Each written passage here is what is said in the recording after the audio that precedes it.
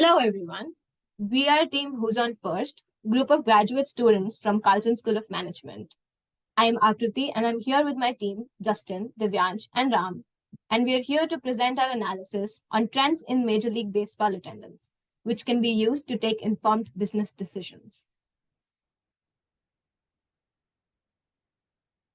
Baseball has had a huge star-studded and nostalgic history.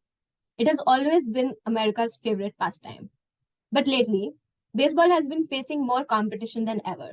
Competition rising from streaming services like Netflix, YouTube, Hulu, video games, other professional sports like NBA, which have always competed with baseball, and even the movies. Baseball has to fight for a fan's attention because of so many of these entertainment sources. As a Major League Baseball team and as a business, we'd want baseball to gain back its fans. And for that, we want to deliver the best possible experience to the fans.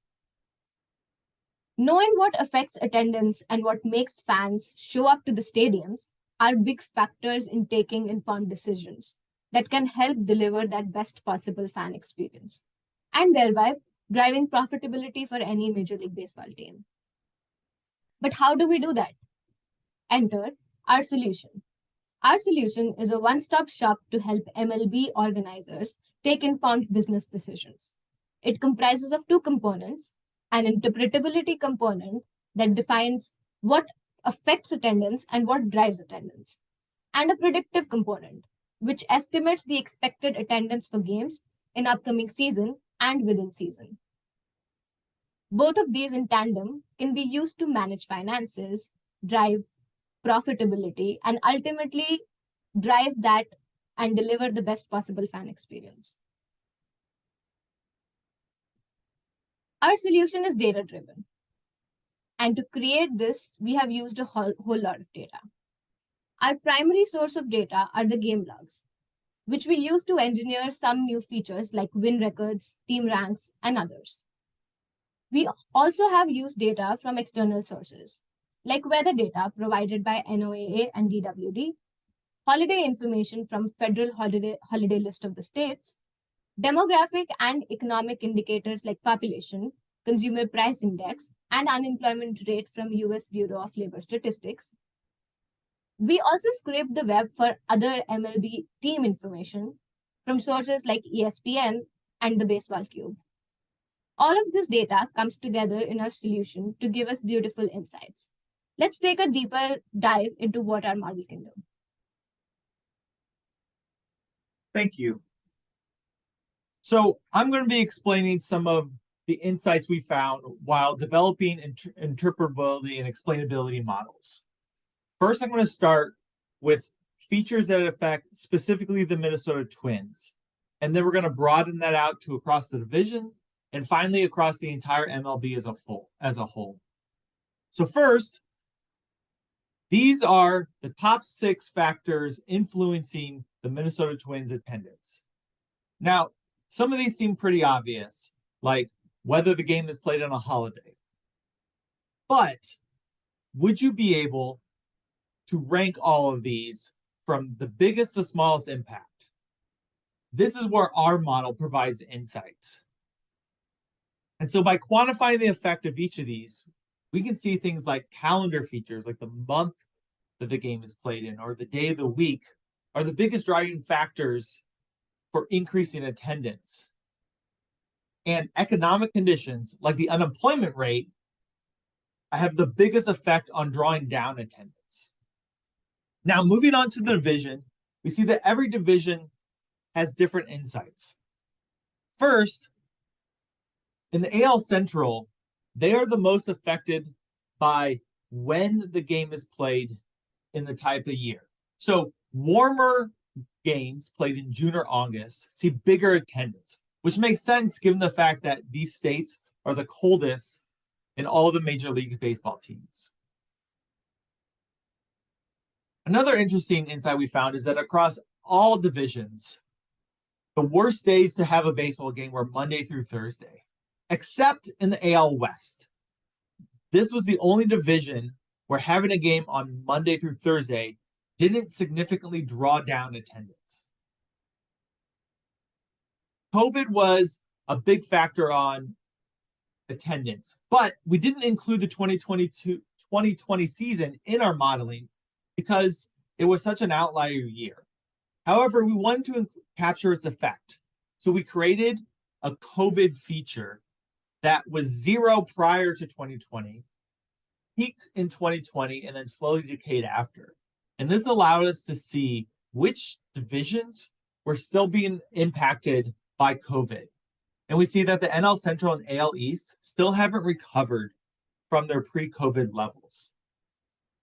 And finally, it's no surprise that the MLB is in contest for fans' attendance among other pro sports. But the AL Central was the only division where, when another pro season was in session, saw a significant drop in attendance. So finally, if we move on to insights across the entire MLB, we saw that in the year 2007 was the peak of fan attendance, and it's been steadily declining ever since. So what has changed in fans since 2007? Well, the first major factor we see is that more people are going to day games from 2007 to 2022. We also see that people are going to more weekend games than they used to in 2007. And finally, team effects have changed. So teams like the New York Yankees and Seattle Mariners have gotten more popular over the years. And teams like Pittsburgh or the Boston Red Sox have decreased in popularity. So these capture the insights we found into our modeling. Now Devansh is going to talk to you about how we built predictive models to predict in-season attendance. Thanks, Justin. So we come to our second component, which is the predictive component. And our first task is to predict the 2022 season attendance in order to validate our model. This scenario, we predict our whole season at a time. These predictions remain static. And we choose the baseline as the home team's average attendance over the last 20 seasons.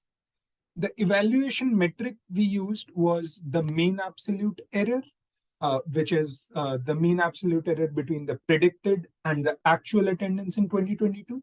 And these are the results. We used a variety of models ranging from the recurrent neural networks to gradient boosting models like XGBoost, LightGBM, an encoder-decoder model, along with the ensemble of all of them. And we found that LightGBM model did the best job in outperforming the baseline and resulted in a 19.1% improvement over the baseline model. However, during the season, there are many factors that can change and influence the attendance for the next few days. So we have built a dynamic model that predicts the attendance for the next 7 days during a season, and it allows us to use a lot more features such as the team's performance, the team's ranking, the weather data. And in this scenario, we see that those richer features result in a huge overperformance over a more intelligent baseline. We see that the ensemble models perform 48% over the baseline. And even the baseline is the average attendance for the home team and visiting team combination in the last season that they played in.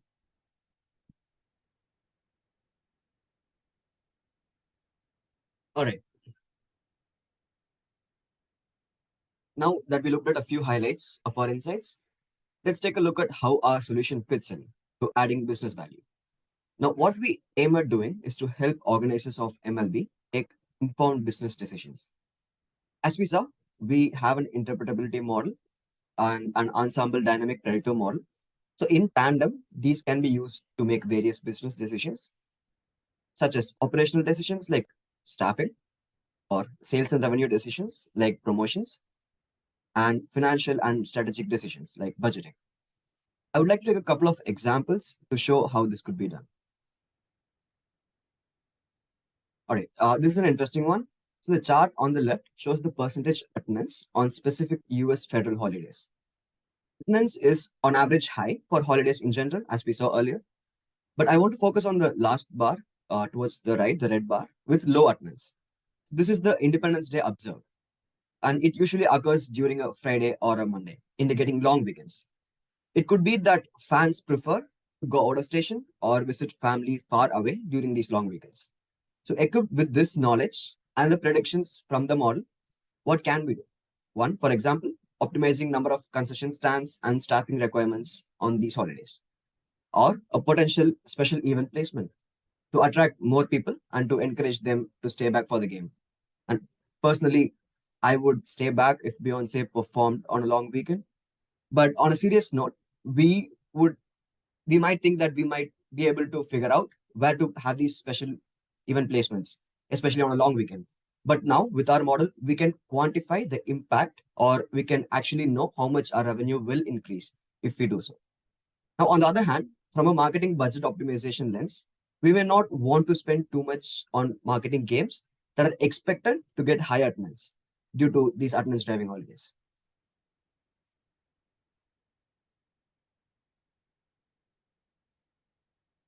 Show another example from our interpretability model, we found that teams and players are the largest significant factors driving attendance, meaning good teams and good players cumulatively bring in more attendance than any other factor. Here we have listed down top visiting teams for the Minnesota Twins. Again, with this quantifiable knowledge of good versus bad teams and the predicted attendance for these games, what can we do? We can have special events to offset low attendance when worse teams come down to play, or market specific teams and specific players in teams.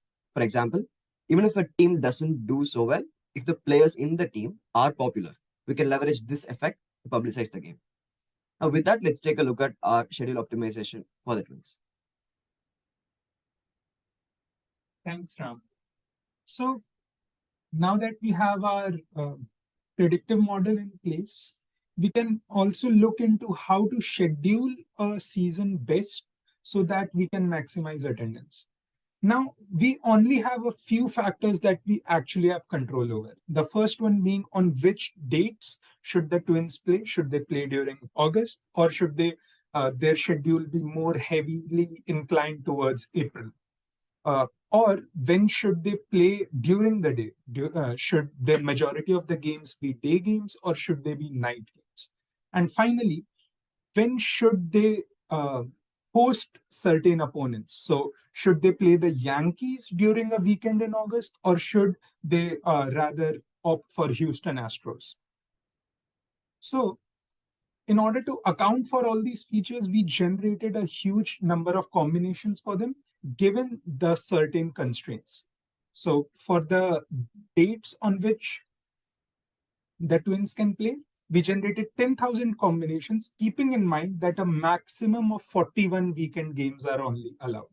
Similarly, for the day and night games, we generated 10,000 different combinations of on the different dates, would they be playing a day game or a night game? And finally, since we already know the opposition that Minnesota Twins will be playing, we can only arrange the various series that they have into a 35 different combinations. And using all this search space, we ran 10,000 different simulations, and our optimizer was using Bayesian search. So given the priori knowledge of the trials that we conducted till now and the attendances that resulted from them, what should be the next best option for our model so that the attendance increases even more, and to find an optimal point in this search space?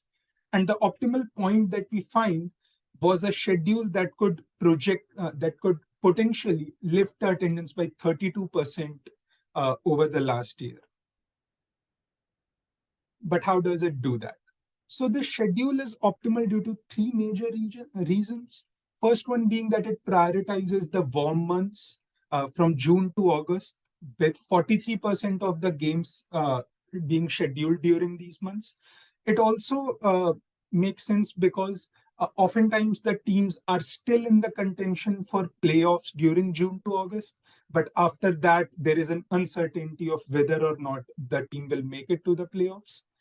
Secondly, 54% of the weekend games are day games, while only 24% of weekday games are day games, which shows that our model intelligently understands the interaction between the day games and the week of the day, because people won't be available to watch the match on a weekday during the day.